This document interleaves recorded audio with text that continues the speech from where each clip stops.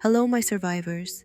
Today we are going to run daily with me while I go over the most asked questions about the new state migration update that will be launched in January if all goes well. The answers are from Molly, one of the developers for the game. I will go over the answers about the migration, then provide my own personal perspective.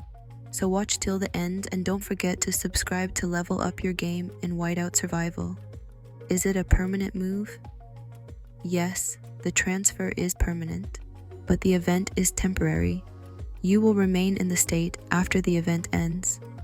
Example: let's say you at state 1 and there is event state transfer. You transfer to state 2.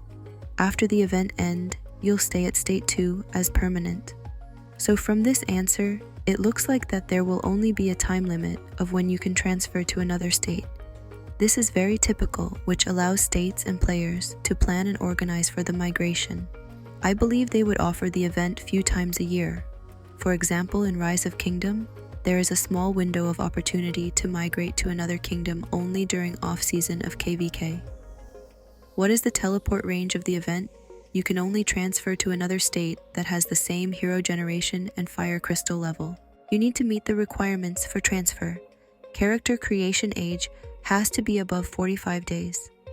I like this rule a lot because it allows newer states to develop without the interference of older players. So you can only migrate to a state that has the same timeline in terms of hero generation release as your current one. Leading states and ordinary states.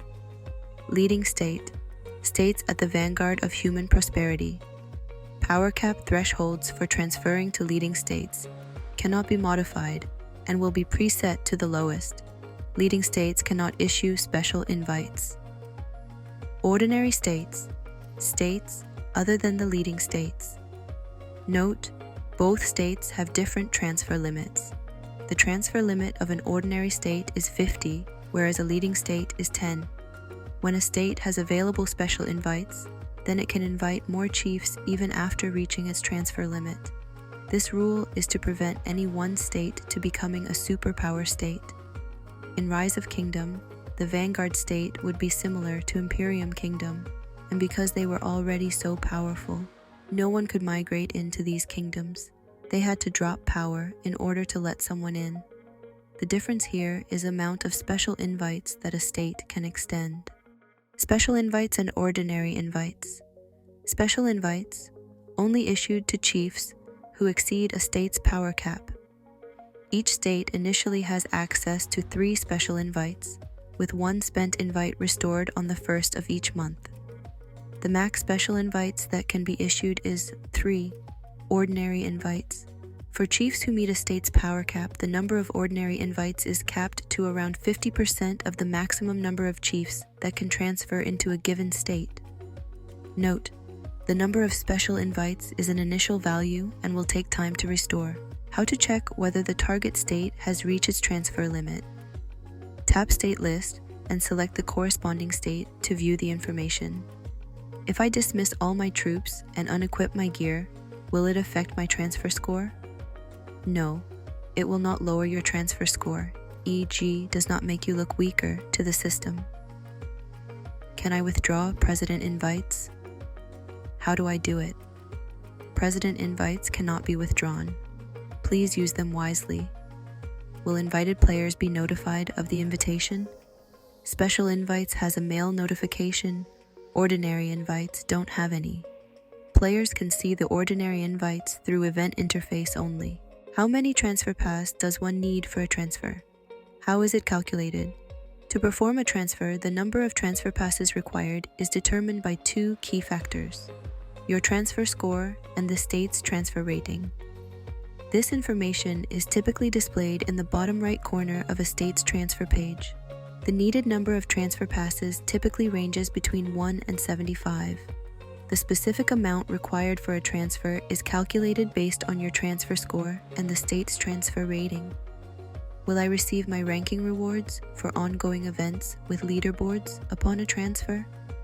No, you will only receive rewards based on your event progress. As the final rankings on the leaderboards have yet to be finalized, the rewards cannot be settled. It is recommended that you pay attention to the progress of the events before deciding to transfer. When will transfer be available on my server? The schedule is not yet available. Please stay tuned. Why do I end up with fewer resources after a transfer? Resources that exceed the storehouse protection limit will be lost. Why do I lose some of my special invites? Your special invites will be deducted when issued to chiefs who exceed your state's power cap, regardless of whether they transfer to your state or not. The special invites will be returned when the chiefs turn down your invitation, transfer to other states, have not transferred by the end of the event.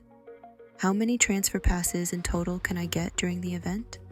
Transfer passes are sold in packs, with a total of 85 transfer passes available for sale each month. Can I stock up on special invites?